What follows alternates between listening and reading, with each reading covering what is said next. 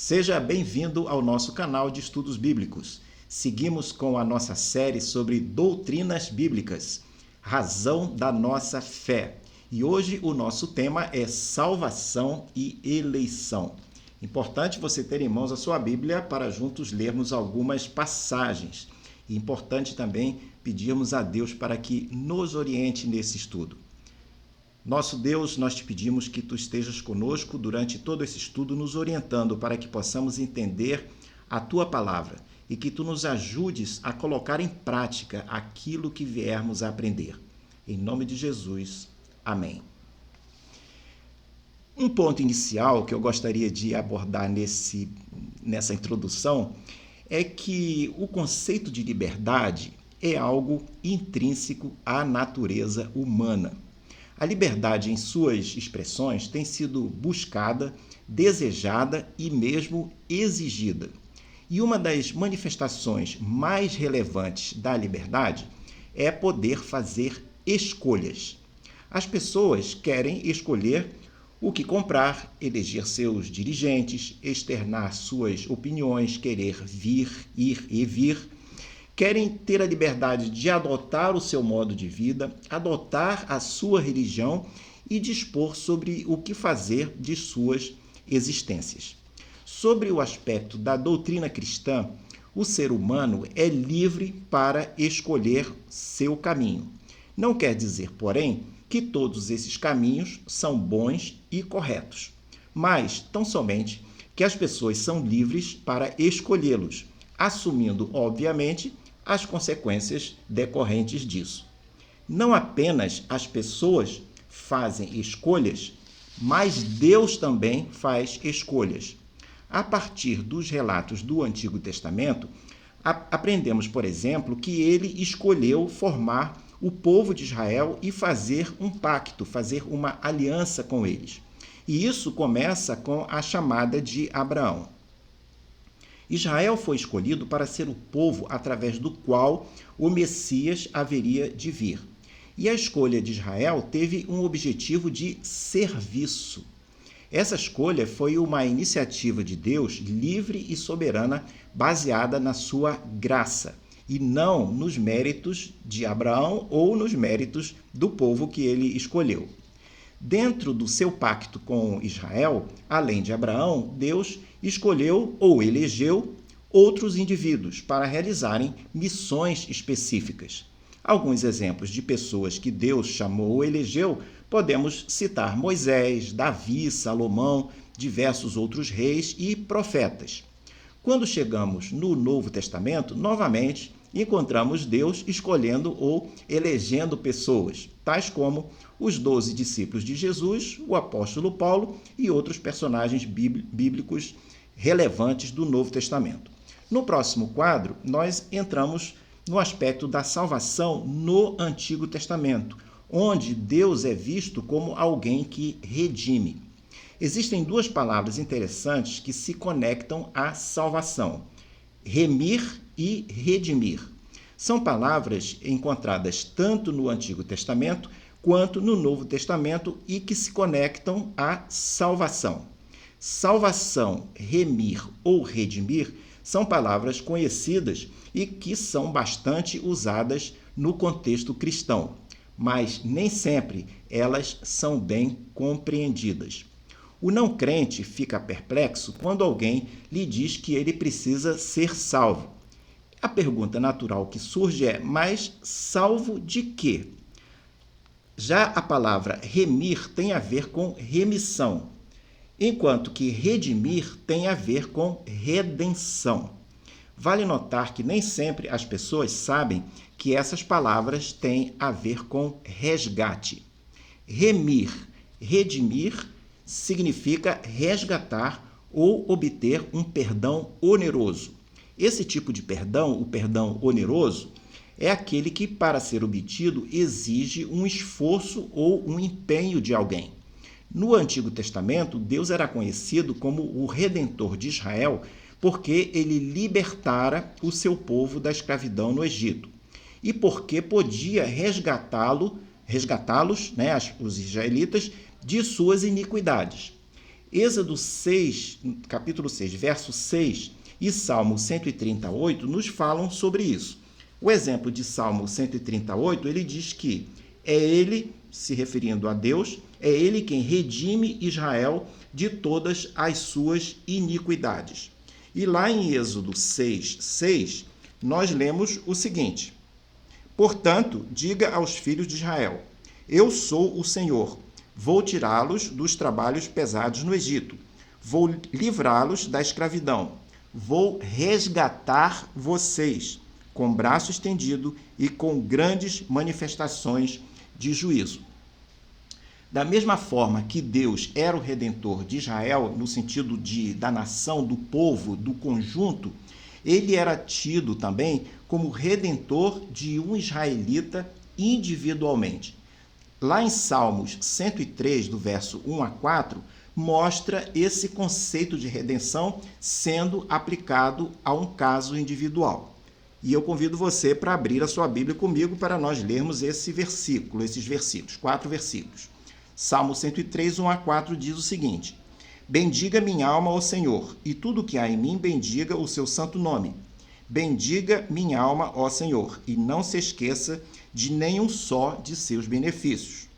Ele é quem perdoa todas as suas iniquidades, quem cura todas as suas enfermidades, quem da cova redime a sua vida e coroa você de graça e misericórdia. O contexto aqui indica que se trata de uma canção de louvor de um indivíduo que estava no templo adorando a Deus. Ele reconhece que Deus é alguém que o havia perdoado, curado da morte e o havia resgatado, que o havia redimido. A Bíblia hebraica, na Bíblia hebraica, tanto no aspecto das pessoas, da vida humana, quanto no aspecto da propriedade, esses dois casos, a vida humana e a propriedade, podiam ser redimidas. Um primogênito escravizado por dívidas, por exemplo, poderia ser resgatado por um pagamento em dinheiro. Um bem que havia sido perdido, hipotecado ou empenhado por causa de uma dívida, poderia também ser resgatado por alguém que fornecesse o dinheiro para resgatar aquele bem. No livro de Jó, no capítulo 19, 25, nós lemos que aquele personagem bíblico, no meio de seu sofrimento, confiava que Deus o livraria de sua situação desesperada. Lá no texto, Jó declara: porque eu sei que o meu Redentor vive. Era possível, dentro daquele contexto, redimir liberdade de pessoas e bens, mas não era possível redimir a vida de outro por conta do pecado. E nem era possível dar a Deus dinheiro suficiente para compensar os pecados de uma pessoa. Lá no Salmo 49, versos 7 e 8, nós lemos o seguinte: ao irmão, verdadeiramente ninguém o pode remir, nem pagar por ele a Deus o seu resgate, pois a redenção da alma dele é caríssima, caríssima. Então aqui nós vemos que a Bíblia é clara quanto a não haver autorredenção. Ciente de que não poderia haver autorredenção, é possível que aquele autor do Salmo 103 tenha reconhecido que a redenção de sua vida havia sido obra de Deus. E isso fica patente quando ele diz, como nós lemos, é ele quem perdoa todas as suas iniquidades, quem cura todas as suas enfermidades, quem da cova redime a sua vida. No próximo quadro, nós avançamos um pouco e vamos ver o Deus Salvador no Novo Testamento. O que ocorre é que Deus segue ampliando sua salvação através do seu Filho Jesus. E aí conhecemos e sabemos muitos de nós de cor João 3,16, que diz o seguinte: porque Deus amou o mundo de tal maneira que deu seu Filho unigênito para que todo aquele que nele cresce ou que nele crê tenha a vida eterna. Aqui o próprio Deus vai se manifestar de forma humana através de Jesus. Com isso, ele estabelece um relacionamento pessoal com cada ser humano que o recebe. O Novo Testamento é enfático ao afirmar que a salvação oferecida por Deus é através de Jesus. Jesus é apresentado como o caminho. Ele não disse que era um dos caminhos. Ele disse sim que era o caminho. Ele mesmo foi claro ao afirmar isso em João 14,6, quando ele diz: Eu sou o caminho, a verdade e a vida, e ninguém vem ao Pai senão por mim. Tampouco Jesus disse que o caminho era seguir o exemplo dele em fazer o bem aos outros. Declarou sim que o caminho era a pessoa dele e não seus atos de bondade. Trilhar esse caminho passa por encontrar-se de forma pessoal com Deus Salvador através de Jesus. Contrariando a Bíblia, porém, há religiões que afirmam que o caminho de salvação não é a pessoa de Jesus, mas sim as obras. Com isso, essas religiões estabelecem a necessidade de se buscar méritos próprios para que a pessoa possa se salvar, sendo uma pessoa boa ou cumprindo ritos e obrigações. Tudo isso para poder mobilizar a divindade e alcançar sua própria salvação. No Evangelho, contudo, não é assim. As obras são importantes não para se alcançar a salvação, mas como uma demonstração de fé e forma de manifestar o amor de Deus. A justiça de Deus requer que os pecados sejam pagos, mas as obras não os pagam. Pagar a dívida é um princípio básico de justiça, que até faz parte do senso comum. Para se obter salvação, portanto, alguém precisa pagar dívidas. O que vai diferenciar muitas muitas é como essa dívida é paga ou quem é que paga essa dívida. De uma maneira simplificada, podemos dividir esse assunto, essas religiões, ou o grupo todo de religiões, em dois grandes blocos, em dois grandes grupos. Os que acham, ou as religiões que acham, que é a própria pessoa que precisa pagar a dívida, de um lado, e do outro, as religiões que acham que Jesus pode pagar essa dívida. Na prática, Jesus só é redentor, ele só é salvador de alguém se a pessoa aceitar esse papel que ele se propõe a fazer, de salvador, de redentor. Se você não aceita Jesus como seu redentor, sua dívida permanece ativa.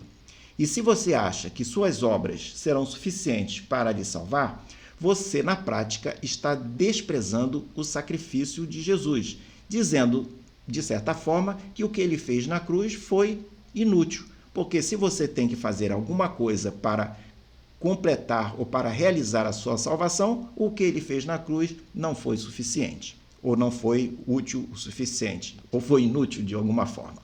Por melhor que seja a pessoa, ela não consegue saldar suas dívidas. É por isso que não existe autorredenção na Bíblia. Exatamente por não haver autorredenção, é que Deus promove uma forma que permite à pessoa saldar a sua dívida. Os evangelhos ensinam que nossas dívidas podem ser pagas por Jesus, que morreu na cruz do Calvário pelos nossos pecados. É necessário, portanto, porém, que aceitemos esse sacrifício dele feito em nosso lugar. Com isso, a justiça de Deus se faz presente à medida que a dívida realmente é paga.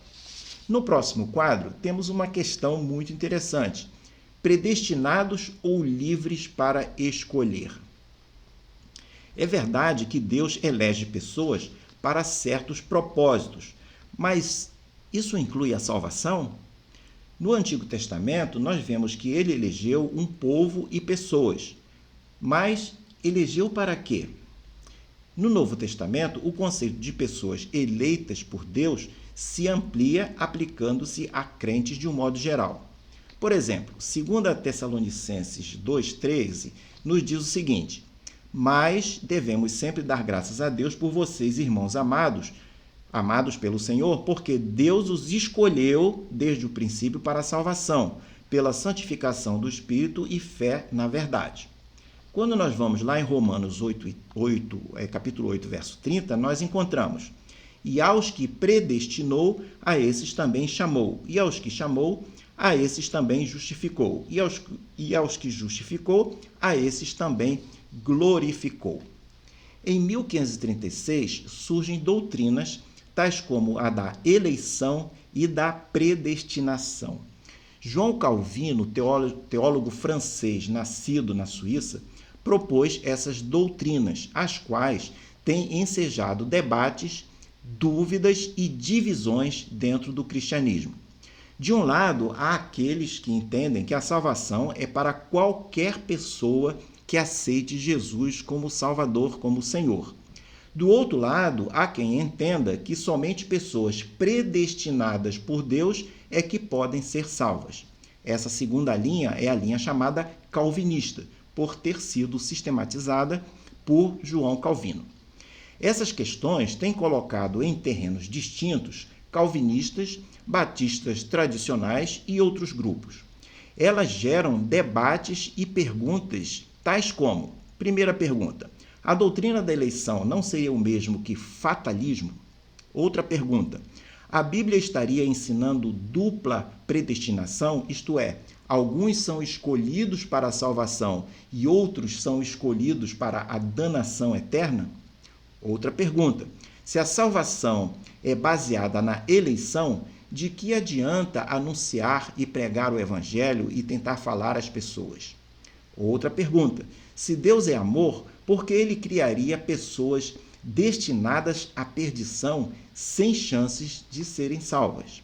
E uma última pergunta, apenas para completar nossa lista: se Deus predestina uns para serem salvos e outros para a perdição, onde fica a liberdade das pessoas, a liberdade de escolher, o chamado livre-arbítrio? Defensores dessas doutrinas usam algumas passagens bíblicas, e uma delas que é usada é Romanos capítulo 9. Segundo eles, Jacó e o faraó foram predestinados. É fato que a Bíblia diz que Deus escolheu Jacó e não o seu irmão Esaú. Diz também que Deus endureceu o coração do faraó quando da libertação do povo de Israel do cativeiro lá no Egito. Mas como entender esses assuntos em termos da doutrina da predestinação? Uma análise mais profunda desses dois argumentos vai nos levar a uma conclusão diferente do que aparece à primeira vista. Tanto no caso de Esaú quanto no caso de Faraó, Deus vai usá-los a partir do que eles mesmos haviam decidido, e não que Deus os tenha predestinado ao papel que tiveram. É o que veremos nos próximos dois quadros. O primeiro caso de Jacó, dos irmãos Jacó e Esaú, é fato que Jacó, mesmo não sendo primogênito, foi escolhido para receber a herança do seu pai Isaque, enquanto seu irmão Esaú foi preterido. Isso, porém, não significa que Esaú fosse de antemão condenado à perdição eterna. Para entender corretamente esta citação, que é feita pelo apóstolo Paulo em sua carta aos Romanos, no capítulo 9, como nós mencionamos, é importante considerar o contexto que ele utilizou. Esaú era o irmão mais velho e, como irmão mais velho, ele tinha o direito à primogenitura. Nos tempos do Antigo Testamento, isso significava não só receber toda a herança do pai, mas também significava assumir a responsabilidade de ser o líder espiritual da família, levando a família a manter os seus compromissos com Deus, em termos do pacto que Deus havia feito com o seu povo. Isso, porém, não era de interesse de Esaú. Ele vendeu o seu direito de primogenitura ao seu irmão Jacó por um mero prato de lentilhas.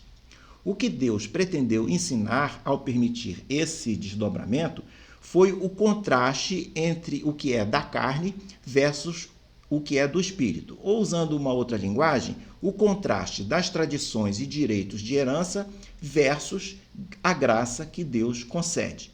O objetivo desse episódio não foi mostrar que Jacó seria salvo e que Esaú se perderia, mas que o mais velho, o irmão mais velho, serviria o irmão mais novo.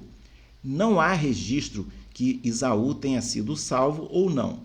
Isso mostra que Deus não leva em conta hereditariedade quando derrama suas bênçãos, mas faz inteiramente isso baseado em sua graça. Os judeus no tempo de Paulo acreditavam que tinham direito à salvação por serem o povo escolhido, descendentes de Abraão. Ou seja, eles criam que eram eleitos para a salvação pela herança que possuíam. Paulo vai então lhes mostrar que Deus escolhera Jacó a despeito dele não ter direito à primogenitura. Assim também os judeus só seriam salvos se considerassem a graça de Deus através do sacrifício de Jesus na cruz. E isso vale para nós hoje, porque nós somos salvos não por sermos predestinados, mas por aceitarmos Jesus como Salvador e Senhor. No próximo quadro, nós vemos o caso do faraó do Egito. Êxodo 7:3 afirma que Deus endureceria o coração do faraó do Egito. O texto diz: Eu, porém, endurecerei o coração do faraó e multiplicarei na terra do Egito os meus sinais e as minhas maravilhas. O fato é que o coração do faraó foi endurecido após ele ter quebrado 9 promessas quanto a atender às solicitações de Moisés para que o povo fosse libertado.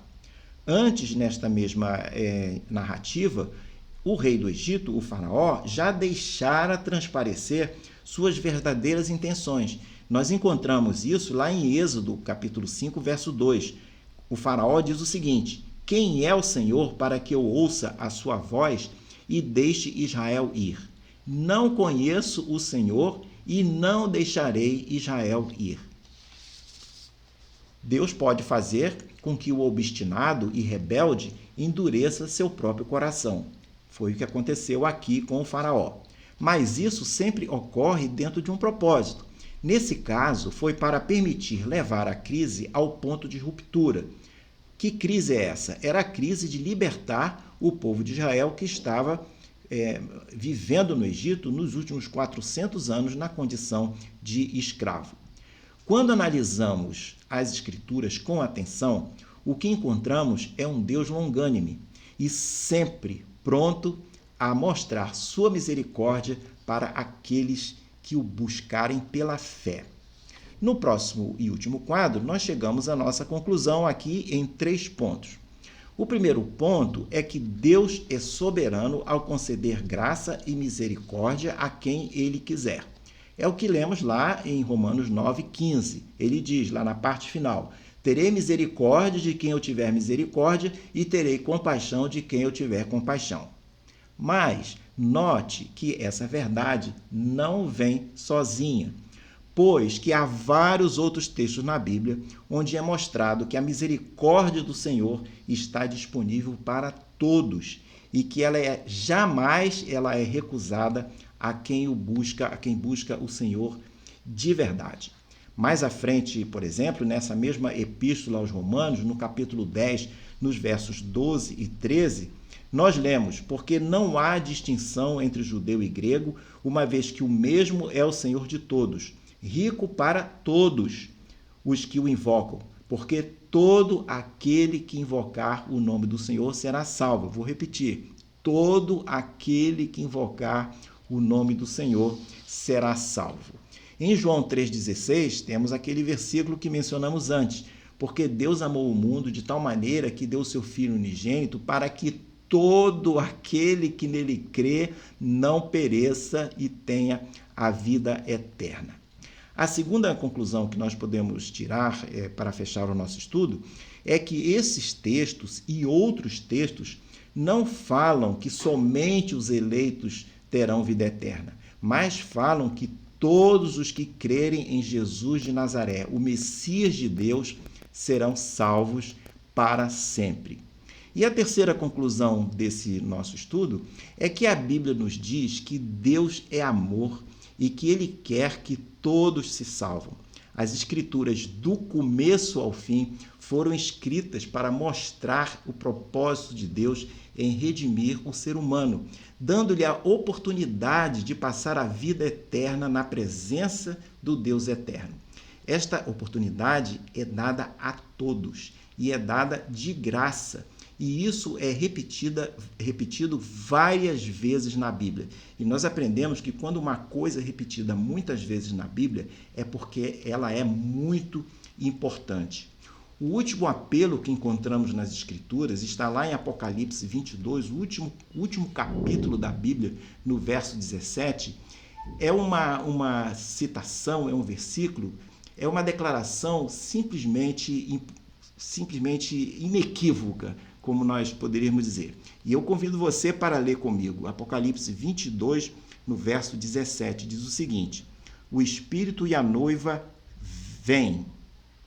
O Espírito e a noiva dizem, vem. Aquele que ouve, diga, vem. Aquele que tem sede, venha. E quem quiser, receba de graça a água da vida. Você é livre, meu amigo, minha amiga, para escolher ser salvo por Jesus, o Cordeiro de Deus que tira o pecado do mundo.